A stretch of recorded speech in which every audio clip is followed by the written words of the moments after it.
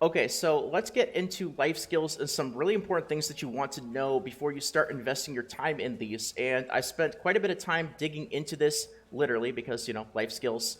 I spent time digging into this during the 27-hour Head Start stream that I did and figured a lot of stuff out. And I thought that I would share it with you guys so that you don't have to go through the same process and waste time that I did and just have this knowledge and info right off the bat. So I wanted to get into the things that you want to do and be aware of before you really start getting into life skills. Now, life skills, of course, if you're from WoW, professions, BDOs, life skills, crafting, whatever game you're from, that kind of department. Let's talk about it. What do you need to know? And what can you do before you start to really get you prepared a bit? So the first thing to know, and this is probably one of the most important things to take away from the video, it's a little thing, but it goes a very big way. And forgetting to do this is indeed going to set you back.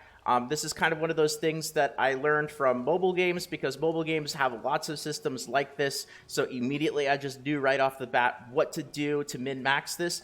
And let's talk about the actual energy and the system behind that and what you want to do. Now, a little TLDR here, just so you know the info. What you want to do is as soon as you unlock life skills and you have access to this energy bar here at the bottom, this 10,000 number, you want to just go ahead and start using some of this. At least like a thousand, a couple thousand, just get it out of the way, because what you want is you always want this to be regenerating, because when you're at the 10,000 limit, you are not naturally regenerating your energy. Once you go below the 10,000 limit, every X period of time, which is 10 minutes here, you're going to gain 30 work energy. It actually says here, if you have the crystalline aura, of course, which is like the monthly subscription, the monthly optional subscription, it's going to increase it by 10% to 33. But you want to be efficient here and make sure that you're always regenerating this. And when you're at 10,000, that's not the case. So when you start the game, when you start leveling up, when you unlock life skills, you don't have to go crazy at first. In fact, I don't recommend that you go crazy at first. But just use a little bit here so that you start to actually regenerate this and that you're using that efficiently. So that's the first thing right there. Now, as a little side note, this isn't life skill related, so I'm not going to get into this in this video, but speaking of energy systems, there's the same system for strongholds as well, which is kind of like your player-owned housing garrison type system where you can do missions and crafting and all sorts of stuff.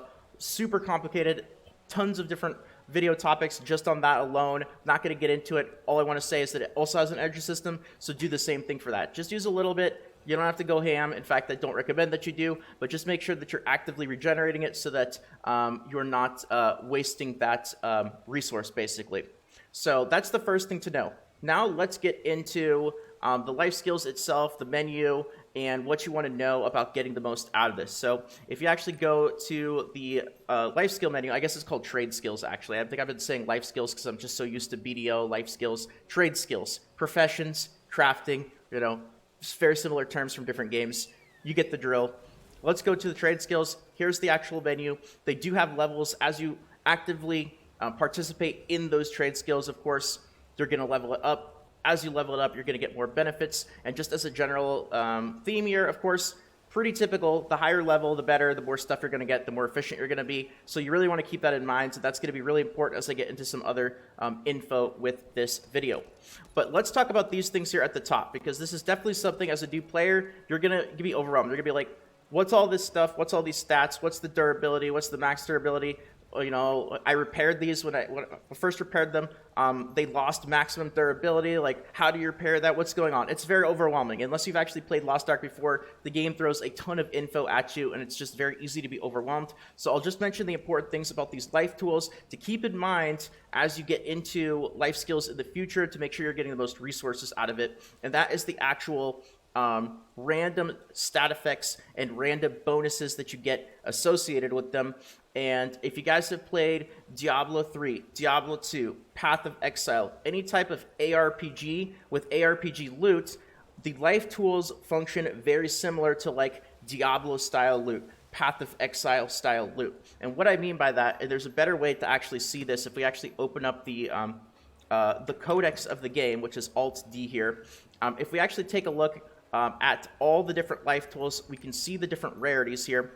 And let's go in, reverse order so it's a little easier to understand. If you're familiar with WoW, you're familiar with like the colors. You've got white, which is common for stuff, gray, I guess. You've got green, uncommon. You got your blues, your rares, your purples, your epics. Same color scheme as World of Warcraft here.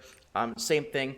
So you've got your, your green stuff, your blue. Then you've got your purple tools. You've got your lighter orange tools, and you've got your darker orange tools, which are relic, the highest rarity. And basically, the higher rarity life tools, what's going to happen is it's going to get more random attributes. And if we look at a life tool, you can see that there's 6 different things that you can actually get when you get a life tool. There's 6 different possible stat bonuses that you can get. You can get super armor, immune to paralysis, increased gathering speed, increased basic reward drop rate, increased rare material drop rate, increased chance for special rewards, and reduced chance of durability loss. Now, as you learn the game a little bit more, you're going to kind of get a better idea of which one of these are going to be more useful to you, which one of these are going to be less useful to you, and you can almost, in a sense, kind of rank it in terms of like, what's the best one of these to have on a life tool, what's the worst one to have.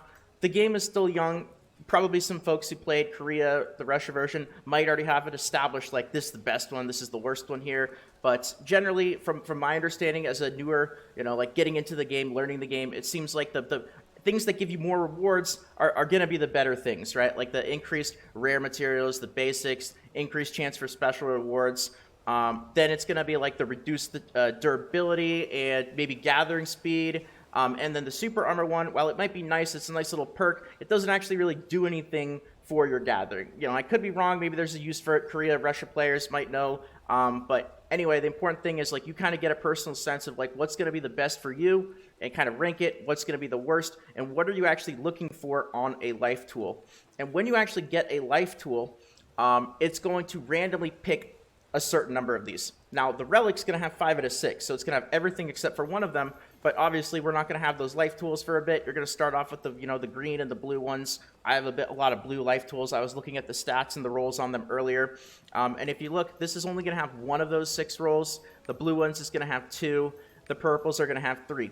So what you want to do before you really get too into life skilling is you want to kind of make sure that you're happy with the tool that you have, the bonuses, and you want to make sure that you're not just using something completely junked, like with just complete garbage. You want to try to get some okay stats on it so that you're really using your life skills resources as best as you can, because this is something that it takes time to regenerate, right? So if you go through with really garbage life tools and you don't have good stats on them and you burn through all your energy compared to using all your energy with better tools, well, you're just going to have got better resources if you use the better tools, and now you got to wait or use potions to regenerate this, and it's not something that you could just really do infinitely, if that makes sense.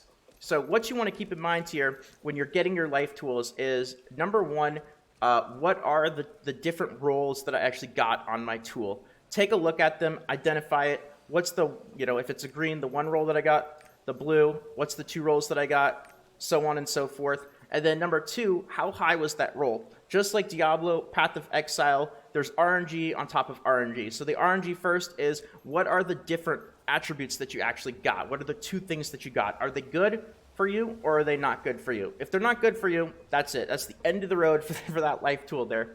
If they are good for you, then what was the actual roll numbers? Now, just as an example to make it really easy, let's just say it can roll, basic material drop rate, but it can roll 1% extra basic materials all the way up to 100% extra. Now, I'm over-exaggerating this just as an example to make it easier to understand, but if you get something that gives you increased basic reward drop rates by 1% versus increased basic rewards drop rate by 100%, well, obviously, the second one is miles ahead. So then you have to see, well, did I get the actual rolls that I want for the effect that I want?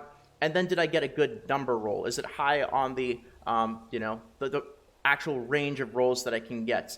And at that point, if you're happy with the tool that you have, then you can go ahead and start getting into life skills a bit more, invest more into it, feel comfortable, feel happy about the actual resources that you're getting, and feel a little better about the efficiency behind it. Now, something that I will say myself personally, the game throws a lot of stuff at you early on. It's very overwhelming. I'm kind of going through all my life tools and saying, like, this one is garbage, I don't really want to use this one. Earlier on, and this is just kind of like how MMO, ARPG, just how game progression works in general, before your life tools or your life skills actually level up, you're going to be getting less out of it because they're lower levels, right? So it makes more sense that if you're limited on tools or you're still deciding or you're still a little bit, more unclear, you probably don't want to use your absolute best tools at the lowest levels right away.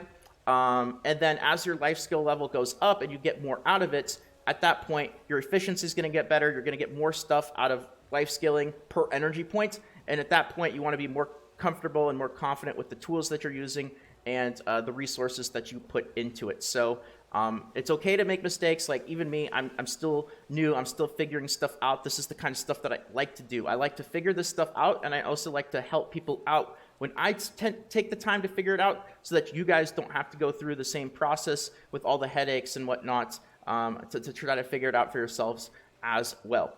I will mention as well that there's some life skill potions. There's one of them, which is the Leap's Essence. What that's going to do, and I would probably, I used one the other day just to kind of test it out so that, again, you guys don't have to. What it does is it basically doubles the speed that you life skill at. So just as an example, when you go mining, it's going to take 30 work energy to mine something, and it's going to give you, let's say one resource as a reward. When you use the Leap's Essence, it's going to double that. It's going to use 60 energy, but it's going to give you 2 resources. I would probably save them for later on so you get more efficiency out of them, unless you're a spender. If you're going to be, spending money on the cash shop, you can get a couple of them there. And if you're not worried about it because of that, go for it. But if you're trying to be efficient and not waste your resources, like if I could go back, if I knew exactly what it did, even the one that I used, I probably wouldn't use it because I don't think I really got a whole lot out of it right now with, my low life skill levels and the resources that I'm getting. It's just, it wasn't very efficient. So that's just some stuff I wanted to get into. Of course, there's a lot more, the life skill system. It's pretty in-depth. I don't think it's nearly as in-depth as Black Desert Online, but there's a lot behind it and there's a lot of mistakes to make. There's a lot of things you could do wrong to lower your efficiency, and so I'm hoping you're able to take at least some stuff out of this video. I'm sure there's going to be plenty more, but I don't want to overwhelm people in the first video already, and I see we're at 12 minutes already. So I'm going to leave it here and probably put out more of them in the future with more important info. Thank you guys for watching. I hope you enjoyed. If you did, consider clicking the sub button, consider clicking the like button, and consider checking out the Twitch stream, twitch.tv/salt. I went 27 hours, didn't even think about it. It's not even something that time wasn't even on my mind. I just streamed 27 hours for the Head Start launch. I was absolutely loving it. Going to be doing a heck of a lot more in the future. So if you want to check out the stream, feel free, twitch.tv/salt. If not, that's okay as well. Have fun, stay safe, take care, and until next time, have a good one.